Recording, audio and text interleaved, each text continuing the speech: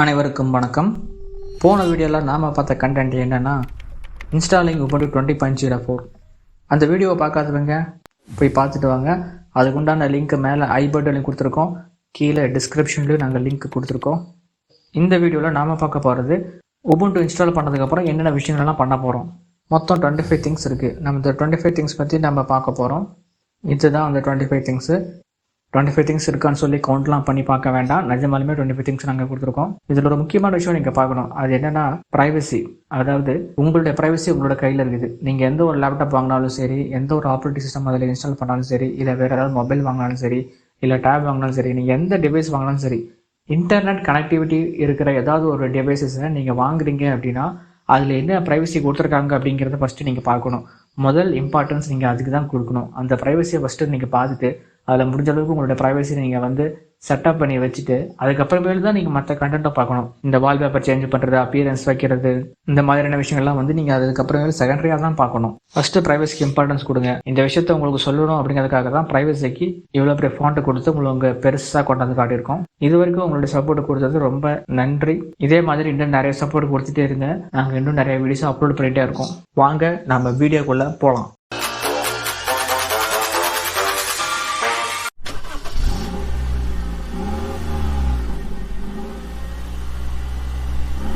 Okay, நீங்கள் Ubuntu install பண்ணிட்டீங்க அப்படின்னா உங்களுடைய ஃபஸ்ட்டு வியூ இந்த மாதிரி தான் இருக்கும். ஒரு அனிமல் கொடுத்துருப்பாங்க. Ubuntu வந்து ஒவ்வொரு வெர்ஷனுக்கும் ஒவ்வொரு அனிமலை வந்து மென்ஷன் பண்ணி கொடுத்துருப்பாங்க. அடுத்து நீங்கள் பார்க்க வேண்டியது இந்த லெஃப்ட் சைடில் இருக்கிற இந்த டாக் தான். ஒரு சில அப்ளிகேஷன்ஸ் மட்டும் கொடுத்துருப்பாங்க. அதாவது டெர்மினல் கொடுத்துருப்பாங்க, ஃபயர்பாக்ஸ் வெப் ப்ரௌசர் கொடுத்துருப்பாங்க, ஃபைல்ஸ் கொடுத்துருப்பாங்க, Thunderbird mail, exam box, library office writer, help, library office, Impress, இந்த மாதிரி சொல்லி ஒரு சில அப்ளிகேஷன்ஸ் மட்டுமே கொடுத்துருக்காங்க.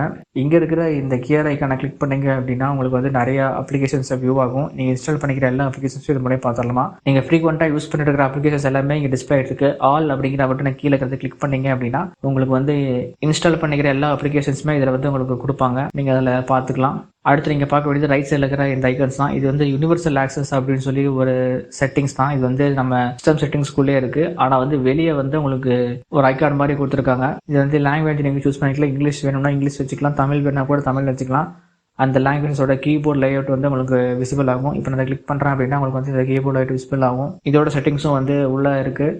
நம்ம அதை விரிவாக பார்ப்போம். இந்த ஐக்கான் வந்து என்னென்னா wifi connectivity. So wifi connectivity பண்ணியிருக்கோம். ப்ளூடூத் கனெக்டிவிட்டி இருக்குது. லேப்டாப்போடைய சார்ஜ் பெர்சன்டேஜ் இருக்குது. லேப்டாப்போடைய பேட்டரி பெர்சன்டேஜ் இருக்குது. இந்த அன்லாக் ஸ்க்ரீன் ரொட்டேஷன் அப்படிங்கிற ஒரு ஆப்ஷன் வந்து எதுக்குன்னா உங்களுடைய லேப்டாப் வந்து 2-in-1 லேப்டாப்பாக இருந்தால், அதாவது டேப்லெட்டாகவும் யூஸ் பண்ணிக்கலாம், லேப்டாப்பும் யூஸ் பண்ணிக்கலாம். டேப்லெட்டாக சேஞ்ச் பண்ணும்போது உங்களுடைய ஸ்க்ரீன் ரொட்டேட் வந்து நீங்கள் சேஞ்ச் பண்ணிக்கலாம். அந்த மாதிரி இருக்கும்போது உங்களுக்கு வந்து இந்த செட்டிங்ஸ் உங்களுக்கு டிஸ்பிளே ஆகும். இப்போ உங்ககிட்ட ஒரு நார்மல் லேப்டாப் இருக்குது அப்படின்னா உங்களுக்கு இந்த செட்டிங்ஸ் எல்லாம் டிஸ்பிளே ஆகாது. அடுத்து வந்து சிஸ்டம் செட்டிங்ஸ் வந்து கொடுத்துருப்பாங்க. அடுத்து லாக் கொடுத்துருப்பாங்க. Power off lock out option இருக்கும். நீங்கள் அதில் லாக் அவுட் பண்ணிக்கலாம், இல்லைன்னா பவர் ஆஃபும் பண்ணிக்கலாம், ரீஸ்டார்ட்டும் பண்ணிக்கலாம். இப்போ நம்ம செட்டிங்ஸ்குள்ளே போக போகிறோம். இதில் இருக்கிறது 1 by 1 பார்ப்போம். ப்ரைவசி. இந்த ப்ரைவசி வந்து ரொம்ப முக்கியமான ஒரு விஷயம். இந்த ப்ரைவசியில் வந்து நீங்கள் நிறைய விஷயங்கள் செட்டப் பண்ண வேண்டியது இருக்குது. கனெக்டிவிட்டி செக்கிங் அப்படிங்கிறது என்னென்னா உங்களோட நெட்வொர்க் கம்யூனிகேஷன்ஸ் நீங்கள் வந்து ஏதாவது ஒரு வெப்சைட்டோட ஆக்சஸ் பண்ணிக்கிறீங்க, உங்களோட டேட்டா உங்களோட கம்ப்யூட்டர்லேருந்து கூகுள், ஃபேஸ்புக் அந்த மாதிரி நிறைய ஆக்சஸ் வெப்சைட்ஸ்லாம் உங்களோட டேட்டாலாம் வந்து நீங்கள் கூகுள், ஃபேஸ்புக் அந்த மாதிரி நிறைய வெப்சைட்ஸோட வந்து நீங்கள் கொடுத்துட்ருக்கீங்க அப்படின்னா அந்த டைமில் எந்த ஒரு கனெக்டிவ் ப்ராப்ளமும் வரக்கூடாது. அதே சமயம் உங்களுடைய டேட்டா வந்து மானிட்டரும் ஆகக்கூடாது அப்படின்னா நீங்கள் வந்து இந்த கனெக்டிவிட்டி செக்கிங் ஆப்ஷன் வந்து எனேபிள் பண்ணி விட்டுக்காங்க. அடுத்து வந்து லொக்கேஷன் சர்வீசஸ். உங்களோட லொக்கேஷன்ஸ் எப்பவுமே வந்து டர்ன் ஆஃப் பண்ணிக்கோங்க. தேவையில்லாமல் அதை ஆன் பண்ண வேண்டிய அவசியம் கிடையாது. அது டிஃபால்ட்டாக ஆஃப் தான் இருக்கும். வேணும் அப்படின்னா நீங்கள் வந்து எனேபிள் பண்ணிக்கலாம். பட் யூஸ் பண்ணி முடிச்சுட்டு நீங்கள் திரும்பவும் அது வந்து டிசேபிள் பண்ணிக்கலாம். நீங்கள் எனேபிள் பண்ணிட்டீங்க அப்படின்னா எந்தெந்த அப்ளிகேஷன்ஸ்க்கெல்லாம் வந்து லொக்கேஷன் சர்வீஸ் வேணுமோ அது எல்லாமே வந்து டிஸ்பிளே ஆகும். பட் நான் எதுவுமே கொடுக்கல, அதனால் எதுவுமே டிஸ்பிளே ஆகலை. நான் அதை ஆஃப் பண்ணிக்கிறேன். மெயில் அப்ளிகேஷன் தான். இதுக்கு உண்டான செட்டிங்ஸ் இங்கே எதுவுமே இன்னும் கொடுக்காம இருக்காங்க. ஃபைல் ஹிஸ்ட்ரி அண்ட் ட்ராஷ் அப்படிங்கிறது என்னென்னா அதாவது நீங்கள் ரீசெண்டாக என்னென்ன ஃபைல்ஸ்லாம் ஆக்சஸ் பண்ணீங்க அப்படிங்கிற ஒரு விஷயம் வந்து உங்களுடைய ஃபைல் மேனேஜர்லேயே வந்து இருக்கும். அதுதான் வந்து ஃபைல் ஹிஸ்ட்ரி. அந்த ஹிஸ்ட்ரி வந்து எத்தனை நாள் இருக்கணும், இருக்கக்கூடாது அப்படிங்கிறதுக்கு உண்டான டைம் தான் இங்கே கொடுத்துருக்காங்க. அதாவது 1 day, 7 day, 30 days, for our அப்படின்னு கொடுத்துட்டிங்கன்னா அந்த ஹிஸ்ட்ரி வந்து எப்பவுமே இருக்கும். நீங்கள் அப்பப்போ வந்து கிளியர் ஹிஸ்ட்ரி வந்து நீங்கள் கொடுத்துட்டிங்கன்னா மொத்தமாக கிளியர் ஹிஸ்ட்ரி ஆயிரும். அடுத்து ட்ராஷ் அண்ட் டெம்பரரி ஃபைல்ஸ் அப்படின்னு ஒரு ஆப்ஷன் இருக்கு. ட்ராஷ் கண்டென்ட் அப்படின்னா ஒன்றும் ரீசைக்கிள் பின் தான். ஏதோ ஒரு ஃபைல் வேண்டாம் அப்படின்னு முடிவு பண்ணீங்கன்னா நீங்க வந்து அதை டெலிட் பட்டன் அழுத்தி டெலிட் பண்ணிடுவீங்க. நீங்க ஒரு தடவை டெலிட் பண்ணிட்டீங்க அப்படின்னா ஃபர்ஸ்ட் அதை வந்து ட்ராஷ்ல உட்காரும், அதாவது ரீசைக்கிள் பின்ல உட்காரும். ரீசைக்கிள் பின்ல போய் மறுபடியும் நீங்க டெலிட் பண்ணா மட்டும்தான் அது வந்து உங்களுக்கு பெர்மனண்டா டெலிட் ஆகும். அப்படி இல்லை டைரக்டாவே பெர்மனண்டா டெலிட் ஆகணும் அப்படின்னா நீங்க வந்து உங்களுடைய லேப்டாப்ல உங்களுடைய கீபோர்டில் ஷிஃப்ட் ப்ளஸ் டெலிட் பட்டன் அதை நீங்கள் ஒரே நேரத்தில் அழுத்தினீங்க அப்படின்னா உங்களுக்கு வந்து பெர்மனெண்ட்டாக டெலிட் பண்ணிடணும். அதே மாதிரி டெம்பரவரி ஃபைல்ஸும் ஒன்று இருக்குது. அந்த டெம்பரவரி ஃபைல்ஸ் அப்படிங்கிறது என்னன்னா, ஏதாவது ஒரு அப்ளிகேஷன் யூஸ் பண்ணுறீங்க அப்படின்னா, ஏதாவது ஒரு வெப்சைட்ஸ், ஃபயர்பாக்ஸ், கூகுள் குரோம் இந்த மாதிரி ஏதாவது ஒரு அப்ளிகேஷன் யூஸ் பண்ணுறீங்க அப்படின்னா உங்களுக்கு சம்திங் ஏதாவது ஒரு டெம்பரவரி ஃபைல்ஸ் வந்து கண்டிப்பாக உட்காரும். அந்த மாதிரியான ஃபைல்ஸ் எல்லாமே வந்து டெலிட் ஆகணும் அப்படின்னா நீங்கள் ஆட்டோமேட்டிக்கலி டெலிட் டெம்பரவரி ஃபைல்ஸ் அப்படிங்கிற ஆப்ஷன் எனேபிள் பண்ணிட்டீங்க அப்படின்னா அந்த டெம்பரவரி ஃபைல்ஸ் எல்லாமே வந்து டெலிட் ஆகிடும். ரெண்டுக்கும் சேர்த்து டைம் பீரியட் கொடுத்துருக்காங்க. இந்த டைம் பீரியட் படி நீங்கள் செட் பண்ணி வச்சிட்டீங்க அப்படின்னா உங்களுக்கு அந்த டைமுக்கு அப்புறம் டெலிட் ஆயிரும். இல்லை அப்படின்னா நீங்கள் எம்டி டாஸ்க் கொடுக்கலாம், டெலிட் டெம்பரரி ஃபைல்ஸ் அப்படிங்கிறத பட்டன் கிளிக் பண்ணிங்கன்னா உங்களுக்கு வந்து ஸ்பாட்ல எல்லாமே டெலிட் ஆயிரும். அடுத்து வந்து ஸ்க்ரீன் லாக்ல வந்து என்னென்ன விஷயங்கள் இருக்கு அப்படிங்கிறது ரொம்ப முக்கியம். நீங்கள் வந்து லேப்டாப்ல எந்த ஒரு ஒர்க்கும் பண்ணாமல் எந்த ஒரு ஆக்டிவிட்டியுமே இல்லாமல் ஒரு 5 மினிட்ஸ்க்கு அந்த லேப்டாப் அப்படியே இருக்கு அப்படின்னா 5 நிமிஷத்துக்கு அப்புறமேல அந்த லேப்டாப் வந்து ஆட்டோமேட்டிக்காக வந்து லாக் ஆயிரும். அந்த ஆப்ஷன் தான் இது. பிளாங்க் ஸ்க்ரீனுக்கு இது போயிடும். பிளாங்க் ஸ்க்ரீன் போனதுக்கு அப்புறம் ஆட்டோமேட்டிக்காக ஸ்க்ரீன் லாக் அப்படிங்கிற பட்டன் எனேபிள் பண்ணிட்டீங்க அப்படின்னா அதோட ஸ்க்ரீன் லாக் ஆயிரும்.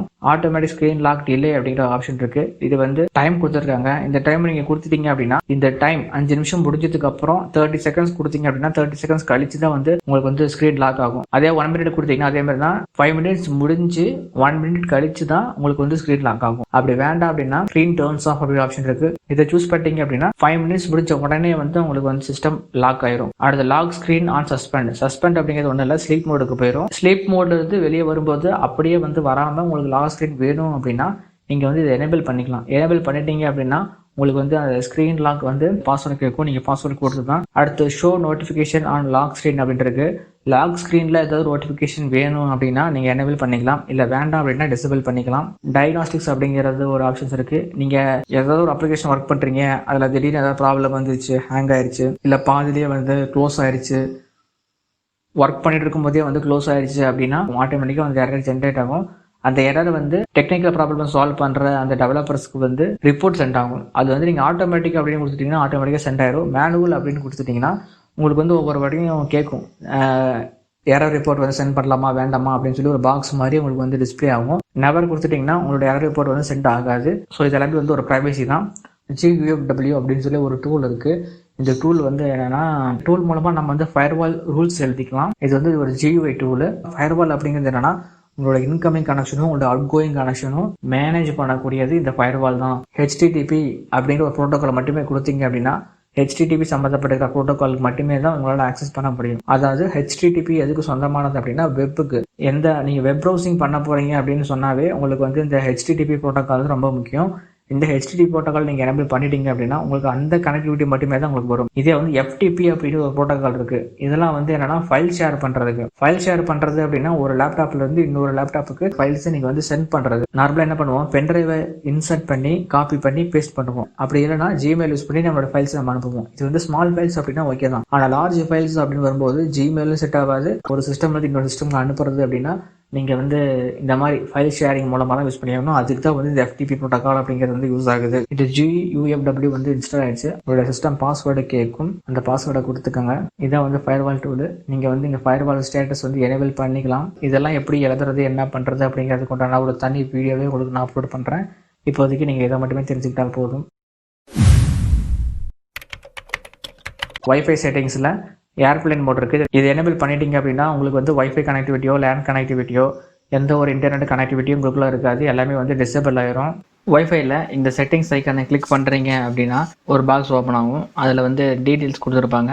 டீட்டெயில்ஸில் வந்து சிக்னலோடைய strength, link speed, security, IPv4 address, IPv6 address, hardware address, support frequency, default route அதாவது கேட்வே, DNS, அப்புறம் கனெக்ஷன் வந்து ஆட்டோமேட்டிக்கலாக இல்லை இந்த கனெக்ஷன் வந்து எல்லா யூசர்ஸுக்குமே ஈக்குவலாக எல்லாம் கொடுத்துருப்பாங்க.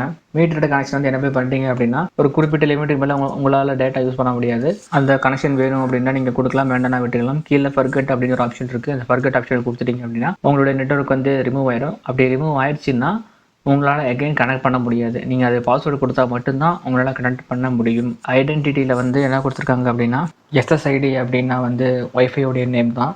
பிஎஸ்எஸ்ஐடி அப்படிங்கிறது என்னென்னா, நம்ம வைஃபை நெட்வொர்க்கோட எந்தெந்த டிவைசஸ் எல்லாம் கனெக்டாக இருக்கோ, அதாவது கிளைண்ட்டு எந்தெந்த கிளைண்ட்லாம் நம்ம வைஃபை நெட்வொர்க்கோட கனெக்டாக இருக்கோ அது எல்லாமே வந்து பிஎஸ்எஸ்ஐடி அப்படின்னு சொல்லுவாங்க. அடுத்து வந்து மேக் அட்ரஸ் கொடுத்துருக்காங்க.